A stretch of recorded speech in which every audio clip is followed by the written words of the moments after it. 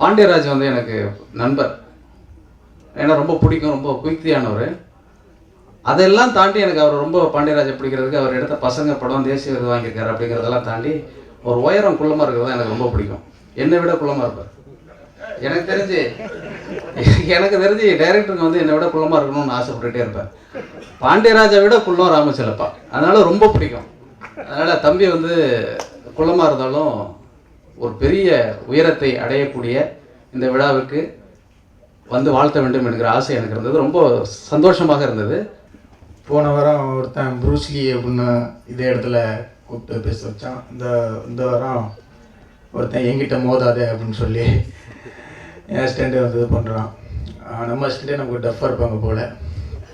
ரொம்ப சந்தோஷமாகவும் இருக்குது. லக்ஷ்மிராம் எல்லாம் ராமு செல்லப்பா அப்படிங்கிறாங்க.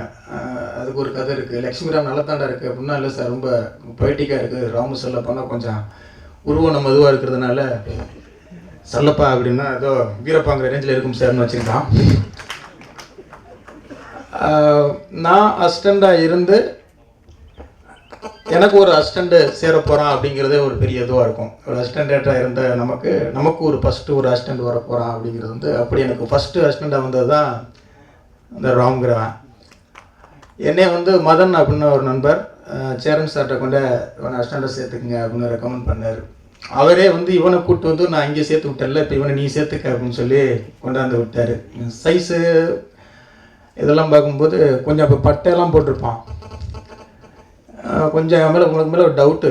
சரி ஓகே அவர் சொல்கிறாரு, சரி நம்மளை சேர்த்து விட்டார், இவனை சேர்த்துக்கணும் அப்படின்னு. இன்னொன்று யுகபாரதி சொல்கிற மாதிரி சைஸு பிடிச்சிருந்தது. சரி நம்ம ரேஞ்சில் ஒருத்தன் இருக்கான் அப்படிங்கிற ஒரு இந்த ஃபங்க்ஷன் முடிஞ்சவொடனே யுகபாரதியும் நானும் இங்கே நிற்கிறான். யார் ஹைட்டுன்னு பார்க்குறீங்க? என்னை விட நீங்கள் ஹைட்டா?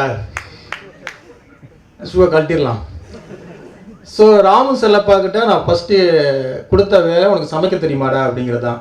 ஏன்னா அப்போ நான் பேச்சுலர், நான் தான் சமைச்சு சாப்பிட்டுக்கிட்டு இருப்பேன் ரூமில். ரொம்ப கஷ்டமாக இருக்குது அப்படின்னால பொய் சொல்லிட்டான், சமைக்க தெரியும் அப்படின்னா. சரி சமைச்சு காமிடா அப்படின்னு சொல்லி ஒரு தக்காளி தொக்கு வச்சு சமையல் போட்டான்.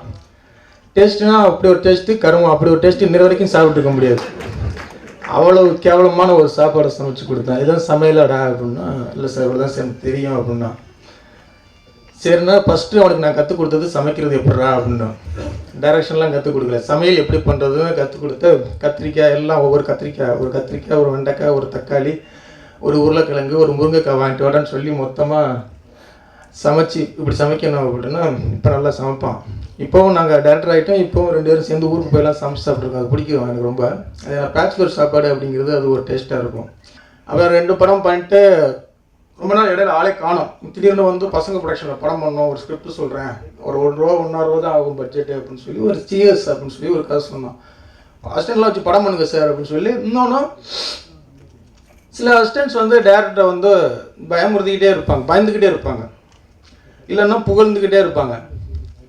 சில பேர் தான் திட்டிக்கிட்டு இருப்பாங்க, உண்மையை சொல்லுவாங்க. அப்படி உண்மையை சொல்கிறதுல எனக்கு ராமு ரொம்ப பிடிக்கும். ஏன்னா நல்லா இருந்தால் நல்லா இருக்குமா, நல்லா இல்லைனா நல்லா இல்லைன்றுவான். எனக்கு வந்து இந்த திட்டங்களை பார்த்து பயம் இல்லை, என்னை பார்த்து புகழ்கிறவங்களை பார்த்து நான் பயப்படுவேன். ஏன்னா அங்கே தான் ஒரு பயம் இருந்துக்கிட்டே இருக்குது. யாராவது என்னை பார்த்து புகழ்ந்தாங்கன்னா நான் பயப்படுவேன், ஆஹா ஏதோ ஒன்று பண்ணுறாங்கடா அப்படின்னா. நேராக ஸ்ட்ரைட்டாக சொல்கிறவங்கள நான் பக்கத்தில் வச்சுக்குவேன். அப்படி பக்கத்துலேயே அதிகமாக ஊருக்கு போனாலும் அவனை நான் கூட்டிகிட்டு போவேன். இப்போவும் அவன் ஒரு படம் பண்ணி முடிச்சிட்டான், நான் 4 படம் பண்ணி இப்போவும் ஊருக்கு இப்போ கூட ஒரு 15-20 நாளைக்கு முன்னாடி கூப்பிட்டு போனேன். ஆனால் ஊரில் இவன் வந்தானவே எங்கள் வீட்டில் பயப்படுவாங்க, எங்கள் அண்ணி அண்ணெல்லாம். ஏன்னா குடும்பத்தில் 7.5 உருவாக்கிட்டு வந்துடுவான், அதுங்க இதுங்க அப்படின்னு சொல்லி. அப்போ வந்து சிஎஸ் அப்படின்னு ஒரு கதை சொன்னால், ஒரு உண்மை சம்பவம் சார் அப்படின்னா. சரி உண்மை சம்பவம் சொல்கிறான் அப்படின்னு சொல்லி உண்மையிலே பயங்கர இன்ட்ரெஸ்டிங்காக சொல்கிறான். ஒரு அரை மணி நேரத்தில் நிறுத்துறா அப்படின்ட்டேன். என்ன அப்படின்னா, இடையில எங்கே போய் ஒர்க் பண்ணா அப்படின்னா, செல்வராகவன் சார்ட்ட போய் ஒரு படம் ஒர்க் பண்ணான். சூப்பராக மேக்கம்னாவோ ஏதோ ஒரு படம் ஒர்க் பண்ணோம். சாரிடா நீ போய் இந்த கதையை வந்து நீ செல்வராகவன் சார்ட்டே போய் பண்ண, நான் பண்ண மாட்டேன் அப்படின்ட்டேன். ஏன்னா நான் யூஏ படமே எடுக்க மாட்டேன். அது ஏ படமாக கூட இருந்தால் கூட பரவாயில்ல, ட்ரிபிள் ஏ படம் அளவுக்கு சொல்கிறான். இது எவன் உண்மையில் நடந்தது கதை அப்படின்னு எவன் சொன்னா அப்படின்னா, இல்லத்துக்குள்ள நானும் இருக்கேன் நண்பர்கள் அப்படின்னு சொல்லி அப்படி டீட்டெயிலாக சொல்கிறான். சத்தியமாக அதை பண்ணவே மாட்டேன், அப்படி ஒரு கதை அப்படின்னு சொல்லி இடையில அதை போய் எங்கேயே கற்றுக்கிட்டு வந்தான், ஏன் ஜானர்கில் இருந்து அப்படின்னு எனக்கு தெரில. அப்புறம் நான் ஒரு கதையை சொல்லி வேணா எந்த கதையை வந்தால் என் பேனரில் பண்ணுறேன்னு சொல்லி கதையை கேட்டான். ஒரு நல்ல அழகாக வாத்தியாருடைய கதை. சார் வாத்தியார் ஏன் சார்னு சாவரிங்க, அதெல்லாம் வச்சு படமாக பண்ண முடியாது, எனக்கு வாத்தியார்லேயே பிடிக்காது சார் அப்படின்ட்டான். டேய் நல்ல கதை சார், வாத்தியார் எனக்கு பிடிக்காது சார், நான் அதை பண்ண மாட்டேன் சார் அப்படின்னு சொல்லிட்டு போயிட்டான். அப்புறம் திருப்பி வந்து தான் சார் ஒரு பீரியடில் ஒரு படம் பண்ணியிருக்கேன் சுப்பிரமணியபுரம் ரேஞ்சில் அப்படின்னு சொல்லி இந்த எங்கிட்ட போது அதை கதையாக சொன்னான். செல்வராகவன் சாருக்கு எனக்கு எதுவும் திட்ட வேண்டாம், ஏன்னா போன புரூஸ்லியில் ஜிவி பிரகாஷ் வரிசையாக படம் பண்ணிக்கிட்டு இருக்காருங்கிறதுக்காக அடுத்த வருஷம் சேதுபதியை விட அதிகமாக 12 படம் பண்ணுவாருன்னு சொன்னேன். அதுக்குள்ளே நீங்கள் என்ன எழுதிட்டீங்க, சவால் வீடியோ. சரி சொன்னேன், பரவாயில்ல. என்ன பண்ணிட்டாங்க, தினகரனில் ஏகநாதன பாண்டியராஜ் கணிப்பு ஜிவி பிரகாஷ் நம்பர் 1 ஆவார் அப்படின்னு எங்கள் வீட்டில் கேட்குறாங்க, நீங்கள் எங்கே இன்னும் அடுத்த படம் ஷூட்டிங்கே போகாமல் யார் நம்பர் 1 வருவாங்கன்னு கணிச்சிக்கிட்டு இருக்கீங்க அப்படிங்கிறாங்க.